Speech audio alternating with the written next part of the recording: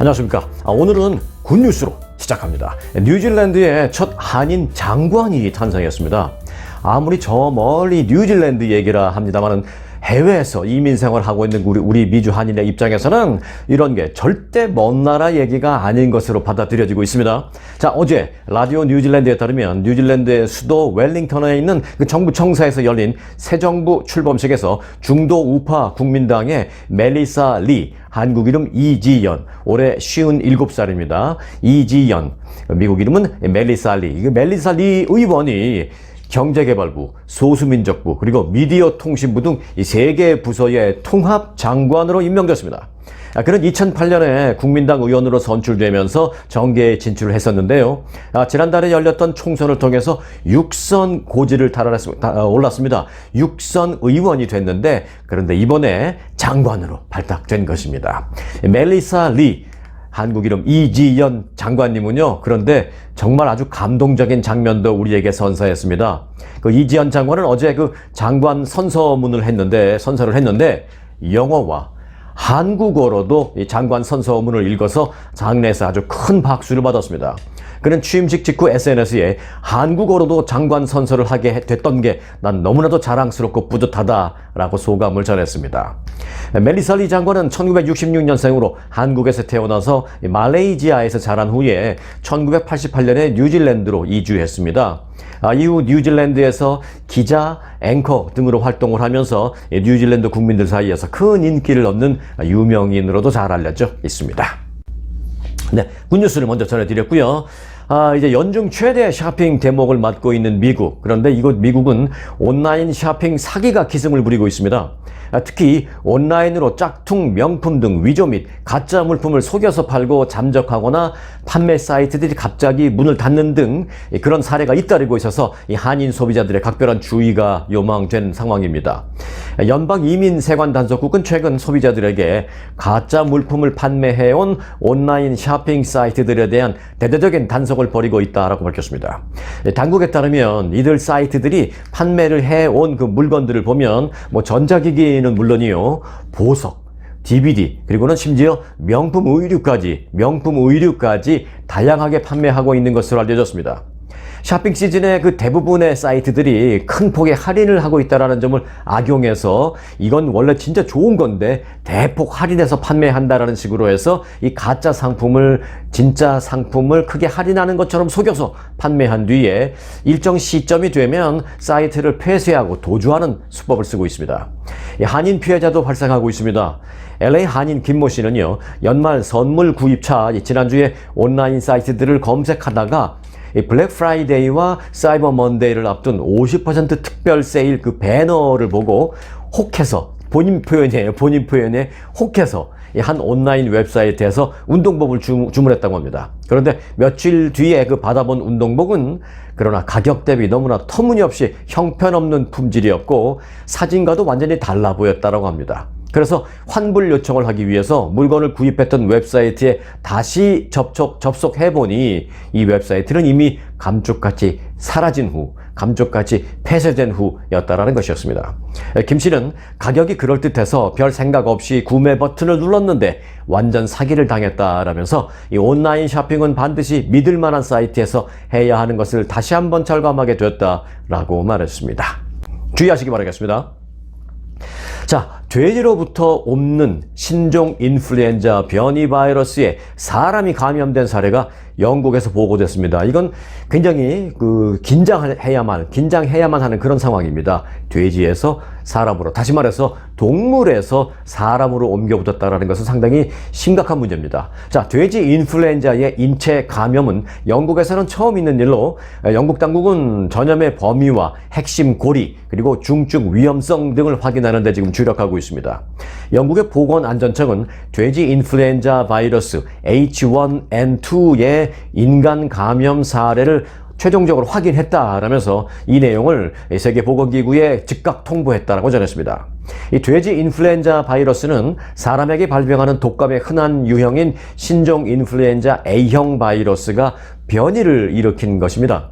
신종 코로나 바이러스, 우리가 얼마나 정말 그때 몇 년 동안 얼마나 고생했어요. 이 코비드 바이러스, 코로나 19.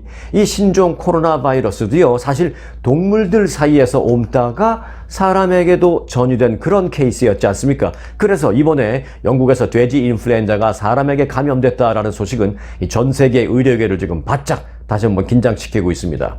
영국 정부는 이 환자가 돼지 근처에도 간 적이 없는 것으로 파악됐다라면서 그래서 현재 감염 경로를 추적 중에 있다라고 전했습니다. 네, 미국 내에서 체류 신분이 없는 소위 불법 체류자. 이 불법 체류자의 수가 최근에 약간 증가해서 지난 2021년 기준 총 1,050만 명으로 집계됐다라고 퓨 리서치 센터가 밝혔습니다. 미국 내에 불법 체류자가 과연 몇 명일까? 네, 일단 1,050만 명으로 집계됐다고 합니다. 그러나 불법 체류자 집계라는 그 특성상 이보다는 훨씬 많을 것으로 예상되고 있습니다. 여하튼 집계된 숫자는 그런데요. 이번 달에 발표한 미국 내 불법 체류자 현황 보고서에서 전체 불체자 수, 추산 그 숫자가 1,050만 명으로 기록됐다라는 것입니다. 역대 최대를 기록했던 건 지난 2007년이었는데요. 그때는 무려 1,220만 명이었습니다. 뭐 그때에 비해서는 조금 줄어든 수준입니다만은 최근 몇 년 사이엔 또 늘어난 것입니다. 2021년 기준 미국 내 불체자 수를 국가별로 좀 볼까요? 네. 한국도 이제 나옵니다. 멕시코가 이제 가장 많죠. 405만 명으로 전체의 38.6%를 차지하면서 1위를 기록했고요. 이어서 엘살바도르 출신이 80만 명으로 두 번째로 많습니다. 이어서 인도 출신이 72만 5천 명, 과테말라가 70만 명, 온두라스 52만 5천 명, 이렇게 3위부터 5위를 형성했습니다. 그리고 이 밖에도 이제 중국 출신이 37만 5천 명으로 6위에 랭크됐습니다. 이 아시아 국가들에서는 중국 출신이 가장 많았고요. 자, 그리고 7위는 도미니카 공화국 23만 명, 8위는 브라질 20만 명, 9위는 베네수엘라 19만 명, 10위는 콜롬비아 14만 명 등이었습니다. 자, 그리고 한국, 저 아래쪽에 한국 보이죠? 한국 출신 미국 내 불법 체류자 수는 2021년 현재 10만 명 정도로 추산되고 있습니다. 그런데 이는 지난 1995년 이후 역대 최저 수치입니다. 맞습니다. 지난 1980년대 말 90년대 초반 중반 이때까지만 해도 이 미국에 계시는 한국 출신 불법 체류자 수는 굉장히 많아서 심지어는 50만 명이 넘는 것으로도 잠정 추산되는 그런 분석도 나온 적도 있었는데 그 이후로 이제 많이 줄어들면서 그리고 한국도 그 이후로 살기가 좋아지면서 억지로 불법 체류 신분을 갖고 미국에 굳이 그렇게 사는 그런 분들이 많이 줄어들어서 지금은 대략 한 10만 명이 조금 넘을 것으로 그렇게 추산되고 있습니다. 아마 10만 명은 최저치고 실제 숫자는 그거보다 좀 많을 거예요. 이제 2016년에는 한인 불체자 수 13만 명까지 줄었다가 2010년에 10만 명 선으로 내려간 것으로 퓨 리서치 센터는 공식적인 집계를 그렇게 발표했습니다. 그리고 미국 내 불체자 수가 급증한 주도 있고 또 감소한 주도 있고 한데요. 일단 그 미국 내 불체자 수가 급증한 주는 플로리다입니다. 플로리다는 굉장히 많이 늘어났어요. 8만 명이 늘어났고요. 워싱턴주는 6만 명이 증가한 것으로 나타났습니다. 반면에 좀 감소한 곳도 있는데요. 캘리포니아주는 무려 15만 명이 감소했고 네바다주는 약 2만 5천 명이 줄어든 것으로 추산되었습니다. 자, 내년 미국의 증권 시장은 과연 어떨지에 대한 전망이 벌써 나왔습니다. 이제 연말이 되니까 슬슬 내년 전망이 나오죠. 이 월가의 전략가들은 내년 증시가 대체로 상승할 것으로 전망했습니다. 뱅크 오브 아메리카, 또 BMO 캐피털 마켓, 또 도이체 뱅크는 내년에 스탠다드 앤 푸어스 500 지수가 지난해 초에 기록한 사상 최고치를 경신할 것으로 예상을 했습니다. 증시 괜찮을 거란 얘기죠. 또 골드만삭스도 내년 뉴욕 증시는 비록 그 이전의 최고점을 넘지는 못한다 하더라도 올해보다는 분명히 상승할 것으로 전망한다 라는 보고서를 내놓았습니다. 그럼 어느 정도의 상승을 예상하고 있을까요? 월가는 대략 약 한 3.5% 정도는 충분히 상승할 것이다 라는 전망을 내놓았습니다. 사실 그런데 1년 전만 해도요, 주식시장에 대한 전망이 매우 부정적이었습니다. 심지어는 올해 말이나 내년 초에 가면 주식시장이 급락할 것이다 라는 그런 전망도 나왔었는데 그에 비해서 3.5%가 올라갈 것이다 라는 전망은 매우 급격히 긍정적인 전망으로 바뀐 것이어서 아주 주목되는 그런 부분입니다. 얼마나 다행입니까? 네. 자, 오랜만에 한국 상황 한 가지 좀 전해드리겠습니다. 지금 그 한국에서는 북한이 군사정찰 위성을 쏘아 올리면서부터 긴장을 고조시키고 있고, 그로부터 계속해서 한반도 긴장이 고조되는 그런 상황입니다. 북한이 군사정찰 위성을 쏘아 올리자 한국이 지난 정부에서 합의된 이 9.19 군사 합의가 뭐 필요하겠냐라면서 일부 폐기를 선언했습니다. 그러자 북한은 일부 폐기는 무슨, 우리는 완전 폐기하겠다라면서 곧장 폐쇄됐던 그 최전방 감시 초소를 다시 복원했습니다. 그리고 일부 초소에는 중화기도 갖다 놨습니다. 그러자 이번에는 미국이 나서고 있습니다. 미국 정부는 남북한의 군사합의 폐기 움직임에 이은 북한의 비무장지대 병력 및 장비 투입에 대해서 한반도에서의 군사적인 긴장과 또 오판의 위험을 증가시키고 있다라면서 북한을 비판했습니다. 국무부 대변인은 어제 미국은 한국과 여러 채널을 통해서 긴밀하고 지속적으로 접촉하고 있다라며, 하지만 북한의 이러한 움직임은 한반도의 긴장만 고조될 뿐 그 누구에게도 이롭지 않은 행동이다라고 비판했습니다. 그러면서 우리는 러시아가 북한에게 우주 기술을 이전해주는 그런 상황에 대해서 매우 우려하고 있고, 현재 그런 부분에 대해서 주시하고 있다라고 말했습니다. 러시아가 북한에게 우주 기술을 이전해준 것으로 강력하게 의심하고 있다라는 말입니다. 국무부 대변인은 이어서 북한의 우주 개발 프로그램은 세계 안보에 영향을 미치게 되고, 또 우리는 모든 국가가 UN 안보리 결의를 준수할 것을 강력하게 촉구하고 있다라고 말했습니다. 자, 북한은 이 9.19 남북 군사 합의 전면 파기를 선언한 데 이어서 9.19 군사 합의에 따라서 파괴됐던 DMZ, GP, 최전방 초소에 병력을 다시 투입하고 있고요. 또 장비라는 건 뭐예요? 무기죠. 중화기 무기도 다시 투입하고 있습니다. 그래서 감시소를 다시 만들고 있는 것으로 드러났습니다. 그러면서 이제 한반도에서의 그 최전방에서의 군사적인 긴장이 다시 고조되고 있는 그런 상황입니다. 네, 이스라엘과 하마스가 한시적인 휴전을 이틀간 연장하기로 합의했습니다. 이 역시 굿뉴스죠. 왜냐하면 그 기간 동안에 민간인들을 도울 수 있는 기간이도 인질 석방은 뭐 당연히 굿뉴스고요. 또 그 기간 동안에 민간인들을 도울 수 있는 그런 기회가 많이 생길 수 있기 때문에 더더욱이 굿뉴스입니다. 자, 양측의 협상을 중재해온 카타르 외무부 대변인은 가자 지구의 인도적인 휴전을 이틀간 연장하는 데 대한 합의가 이루어졌다 라고 어제 발표를 했습니다.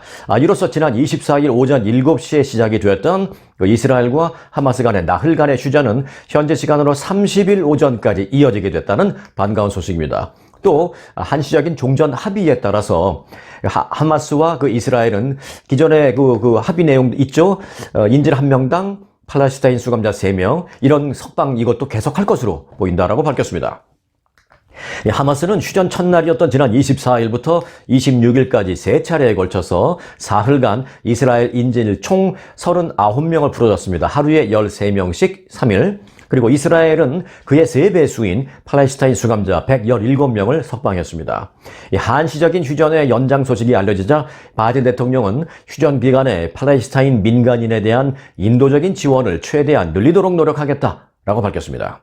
이 바이든 대통령은 어제 성명에서 교전 중지는 가자지구 전역에서 고통받고 있는 무고한 민간인에게 인도적인 지원을 추가로 대폭 확대하는 것을 가능하게 만들고 있다. 우리는 이 부분도 노력을 하겠다. 하지만 인질의 최종적인 석방까지도 계속 노력을 멈추지 않겠다라고 말했습니다. 자, 이스라엘이 팔레스타인 무장정파 하마스와 싸우기 위해서요, 전 세계의 그 예비군의 동원령을 내렸지 않습니까? 이번에 이스라엘 예비군.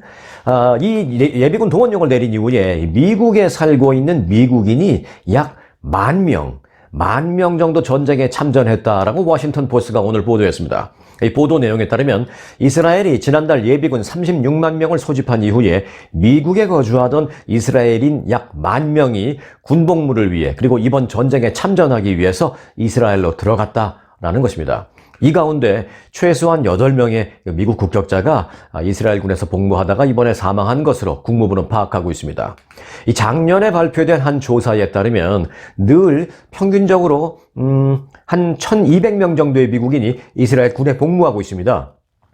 이들의 다수는요, 미국과 이스라엘 이중 국적을 갖고 있는 사람들입니다.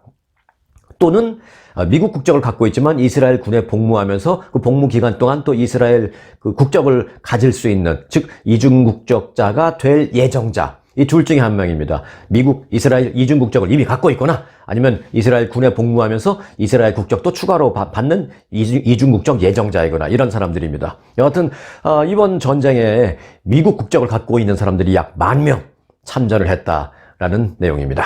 근데 성역 도시를 표방하면서 중남미 출신 불법 입국자를 대거 수용한 시카고시가 지금 받아들인 그 불법 입국자들 가운데 일부분이 범죄와 절도 행각을 계속 벌여서 지금 아주 골치를 앓고 있다고 합니다. 지역사회 안전을 위협하고 있다라는 비난, 그리고 혈세 낭비다라는 비난 등 여러 가지를 이유로 해서 가뜩이나 그 주민 반발이 거센 가운데 시카고 시내와 인근 교외 도시의 그 쇼핑몰에서 절도 행각을 벌이다가 체포되는 이 중남미 출신 이주민들이 잇따라서 이 우려를 키우고 있다라는 소식입니다. 참 은혜를 이렇게 원수로 갚네요. 이런 생각이 듭니다. 시카고 교외 지역 이 듀페이지 카운티의 예인데요. 듀페이지 카운티 검찰은 이 베네수엘라 출신 남성 2명이 강도 및 절도 혐의로, 절도도 절도지만 나를 불법 체류 신분이고 불법으로 들어온 난민인 그 신분인 나를 받아들여준, 포용해준 이 시에서 그 시민을 상대로 강도 행각을 벌였다? 이거는 정말 배은망덕 또 유분수지라는 생각이 듭니다. 여하튼 이 사람들은 강도 그리고 절도 혐의 등으로 체포돼서 기소가 되었습니다. 이들은 지난 25일 듀페이지 카운티의 메이시스 백화점에 들어가서 $770 상당의 상품을 훔친 혐의를 받고 있고 또 거리에서는 강도 행각을 벌인 혐의까지도 받고 있습니다. 경찰은 이들이 도난 방지 장치를 무사하게 통과할 수 있도록, 왜 그 백화점에서 뭐 훔쳐갖고 나오면 삑삑삑삑 소리 나잖아요. 그 센서 때문에 그런데 그 이제 상품에 달려있는 그 바코드 그것과 이 센서가 인지를 하면 그런 소리가 나게 되는데, 그 센서가 인지를 못하게 그 알루미늄 포일을 가방에다가 싸서 그런 가방을 들고 들어와서 그 안에다가 물건을 훔쳐서 넣고 나갔다는 겁니다. 그래서 매장 안에 그런 걸 들고 들어가서 물건을 훔친 후에 계산하지 않고 그대로 달아놨다라면서 당시 그 백화점 직원이 이를 보고도 잡지를 못했고 결국 신고를 받고 출동한 경찰관들이 몸싸움을 벌인 끝에 제 앞에서 체포했다고 전했습니다. 나를 품어준 이 도시에서 물건을 훔치고 사람에게 강도 행각을 하고 경찰과 몸싸움을 벌이고 이래서 지금 시카고가 지금 비난을 더 거세게 받고 있는 상황입니다. 난처하게 됐죠, 시카고가. 또 지난 24일에는요, 인근 엘름허스트의 백화점 체인 콜스에서 역시 베네수엘라 출신 남성 3명이 $500 상당의 물건을 훔친 혐의로 또 체포되었습니다. 이들은 블랙 프라이데이 쇼핑 객으로 매우 북적이는 그 매장에서 옷을 고른 후에 값을 지불하지 않고 매장을 나갔었습니다. 그 나가서 가만히 생각해 보니까 내가 쉽게 절도 행각을 했단 말이야. 내가 나오는데 뭐 붙잡은 사람도 없고 이거 이렇게 쉬운 거였어? 라는 생각이 들었는지 다시 들어가서 더 많은 옷을 챙겨서 나오려다가 덜미를 잡혔다라는 그 보도입니다. 뿐만 아닙니다. 더 있어요. 지난 16일에는 역시 또 베네수엘라 이주민 커플이 북부 교외 도시 디어필드의 소품점 하비라비, 이 하비라비라는 것은 이제 뭐 아이들 장난감이라든지 또는 어떤 취미 생활을 하는데 필요한 그런 물품들이 많이 있는 거예요. 하비라비에서 100여 점이 넘는 이 크리스마스 장식품을 훔쳐 달아난 혐의로 경찰에 체포됐습니다. 많이도 훔쳤죠. 크리스마스 때가 되니까 이제 크리스마스 관련된 그런 소품, 장식품도 많을 거 아니에요. 100여 점이 넘는 장식품을 훔쳐 달아나다가 체포됐습니다. 포용력으로 받아들인 그 불법 입국자들이 그 지역사회에 감사하기는커녕 범죄와 절도 행각으로 피해를 입히고 있다라는 이런 소식이 알려지면서 시카고는 지금 뭐 당연히 비난이 일고 있고요. 시카고는 물론 뉴욕, LA 등 소위 피난처 도시를 자청했던 그런 지역들의 여론이 지금 크게 악화되고 있습니다.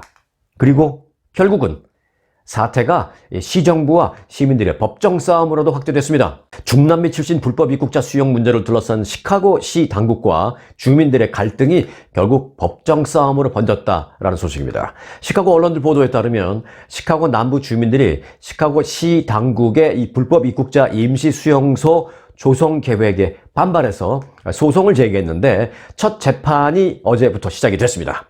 주민 대표로 이 고소장을 제출한 지미 데럴 존스라는 사람은 브랜든 존슨 시카고 시장과 그리고 시 당국이 공원, 경찰서 그리고 공립학교에 불법 입국자들을 수용하는 것을 막아달라, 법원이 막아달라라고 요청을 했습니다. 이들은 또 소장에서 수십 년간 지역사회의 주요 교육기관이자 우리 시카고의 자긍심의 상징이 되어오던 사우스쇼 하이스쿨이, 사우스쇼 고등학교가 주민 의견도 전혀 수렴하지 않은 채 난민센터로 전락됐다라면서 시 당국이 토지용도 지정법을 위반하고 있다라고 주장을 했습니다. 주민들은 이 브랜든 시카고 시장이 토지용도 지정법 위반 행위를 멈추고 성역도시를 표방하면서 수용한 이주민 지원에 실제로 어느 만큼의 돈을 쓰고 있는지 가감없이 공개할 것을 동시에 요구하고 있습니다. 시카고에는 작년 8월 이후 무려 2만여 명의 중남미 출신 불법 입국자들이 이송됐습니다. 어떻게 이송됐느냐?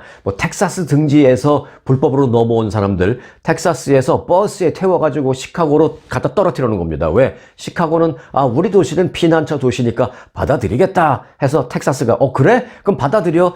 버스에다 싣고 다 가서 거기서 내려놓고 간 거예요. 그렇게 어찌 보면 인도적인 처사이긴 한데 그런 불법 입국자들이 작년 이후에 무려 2만여 명이 지금 시카고에 간 겁니다. 이 가운데 2,000명은 또 아직 그 시내 경찰서에서 잠을 자고 있고 또 일부는 또 공항 로비에서 숙식을 해결하면서 그렇게 지내고 있는 상황입니다. 그럼 시가 그래서 말이 아닌 그런 상황입니다. 주민들이 반발할 만도 하죠. 결국은 주민들의 반발이 고소로 이어져서 지금 법정에서 공방전을 주민들과 시정부가 벌이게 됐다라는 소식입니다. 자, 질문 하나 드리겠습니다. 윤동주 시인은 어느 나라 사람일까요? 네. 아니, 송앵커 무슨 말도 안 되는 질문을 하고 있어! 라고 버럭 화를 내실 수도 있으실 텐데요. 아니면 화까지는 아니시더라도 뭔 소리야 라고 뜬금없어 하시는 분들도 계실 텐데요. 근데 사실은 버럭 화를 내신다면 그런 반응 오히려 제가 생각할 때 지극히 당연한 반응입니다. 하지만 그렇게 제가 여러분들에게 여쭤보는 이유가 있습니다. 바로 중국에서는 윤동주 시인을 중국 국적자로 표기해서 중국 백과사전에 등재를 시켜놨기 때문입니다.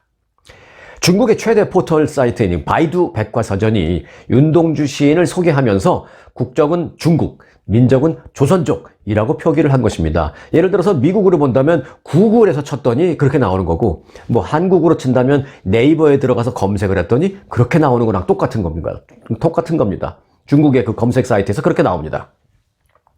이에 따라서 한국의 그 서경덕 교수 등이 그동안 집요하게 항의를 했는데요. 다행히 그 항의한 결과 일단 민족, 그다음에 조선족이라는 그 표기는 빠졌습니다.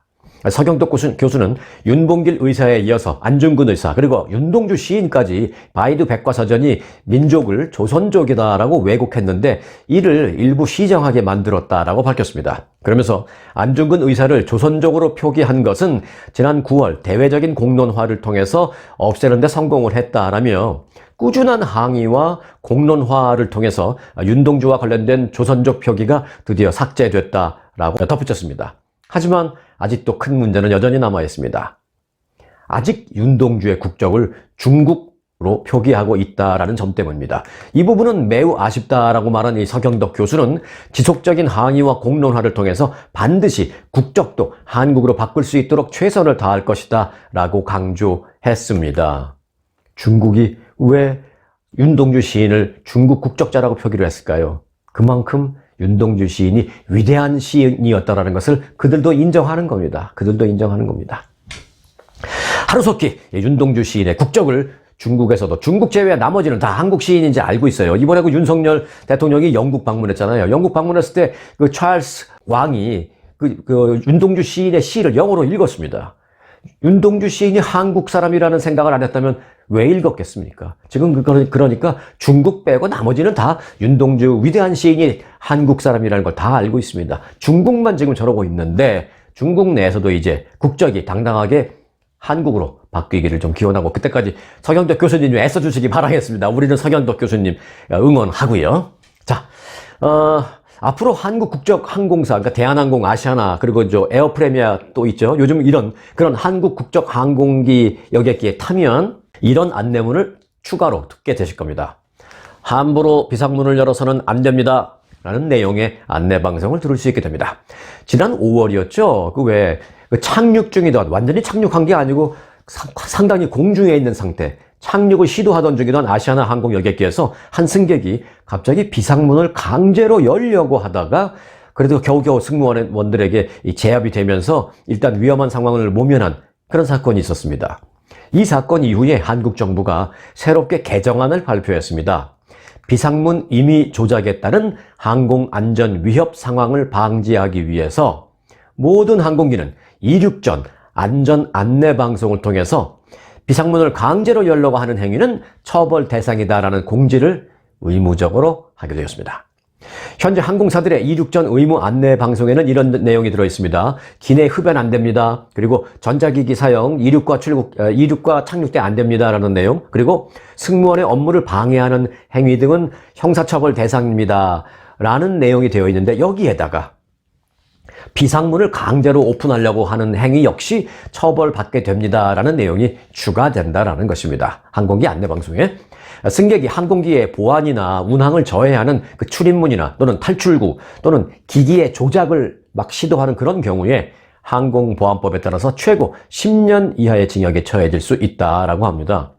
이번 개정안은 또 일반 상황에서 비상구 조작이 금지 행위임을 안내하는 그 어떤 스티커를 만들어서 모든 비행기는 그 스티커를 승객들이 잘 볼 수 있는 곳에 부착해야 한다라는 그런 규정도 추가했습니다. 그러니까 이제 앞으로 대한항공, 아시아나, 에어프리미아 등을 타면 웬만한 데 이렇게 왔다 갔다 하다 보면 우리가 눈에 띄기 쉬운 그런 곳에 비상구를 함부로 열려고 하면 처벌받게 됩니다라는 어떤 그런 스티커가 붙어 있을 거다라는 거 참고해 주시기 바라겠습니다.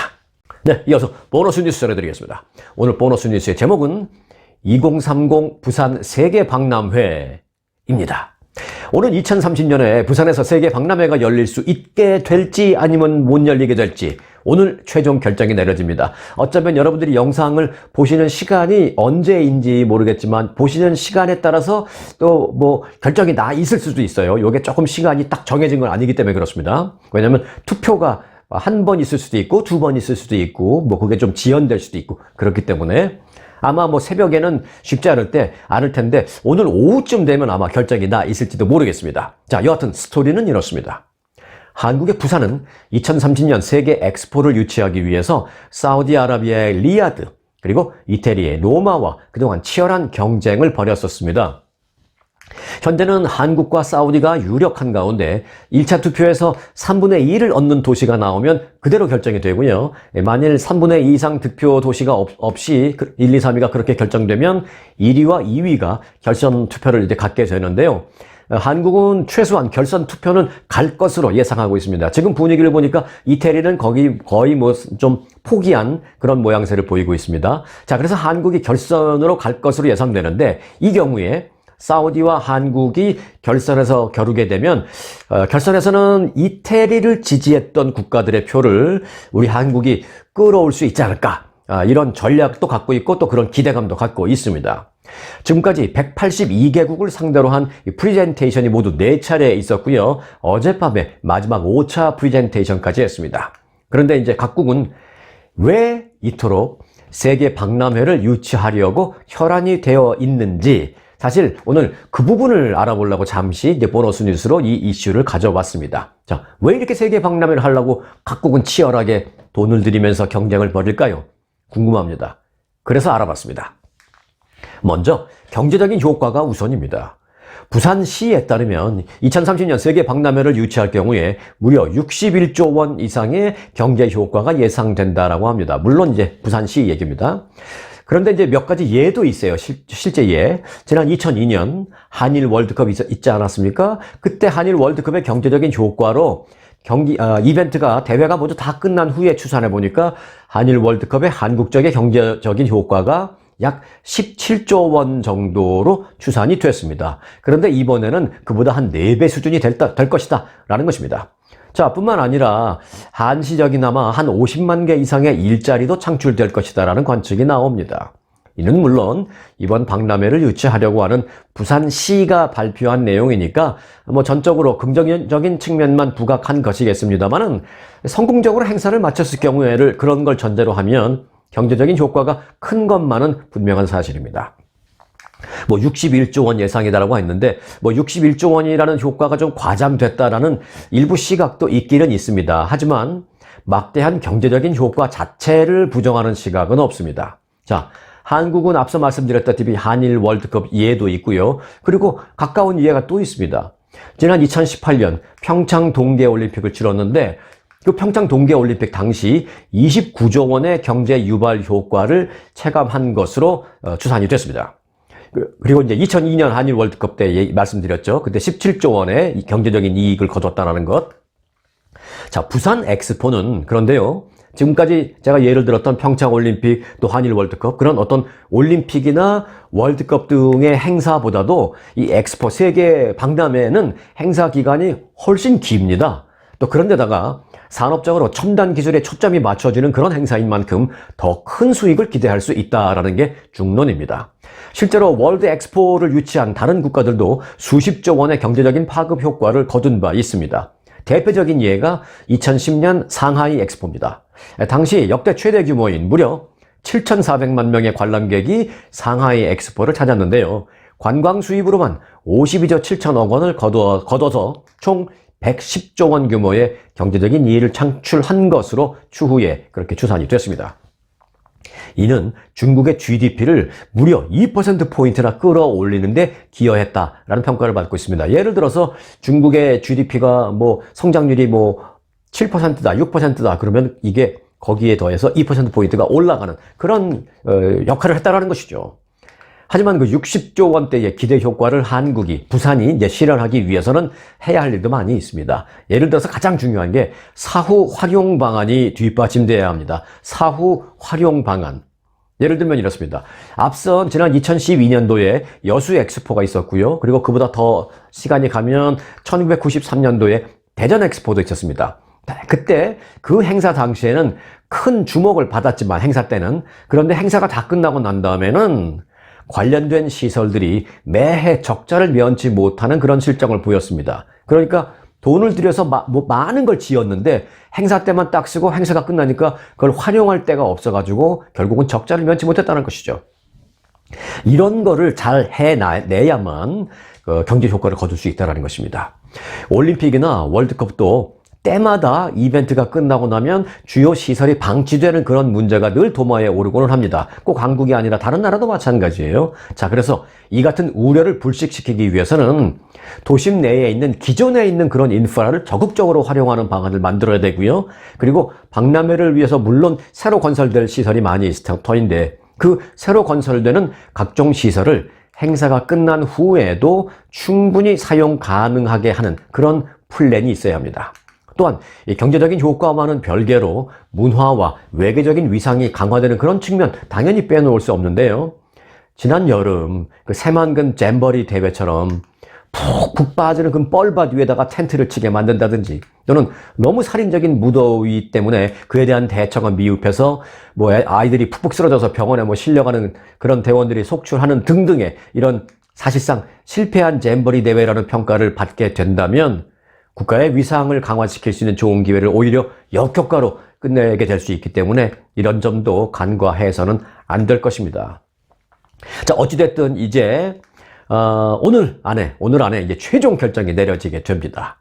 부산의 2030년 세계 박람회 이 월드 페어의 개최 성공을 기원하면서 투표가 이루어지는 총회장인 그 프랑스 파리로부터의 낭보가 들어와서 제가 내일 이 시간에는 굿뉴스를 전해드리기를 기원합니다. 자, 오늘 영상은 여기까지입니다. 요즘 새로이 방문해주시는, 새로이 저희 스토리 뉴스를 방문해주시는 분들이 많은 걸로 제가 잘 알고 있습니다. 첫 방문에서 또 구독자가 되어주시는 분들도 많은 거 알고 있습니다. 그분들 모두 웰컴, 환영한다라는 말씀을 드리고요. 저는 내일 굿뉴스를 가지고 다시 찾아뵙겠습니다. 스토리가 있는 뉴스, 스토리 뉴스 마칩니다.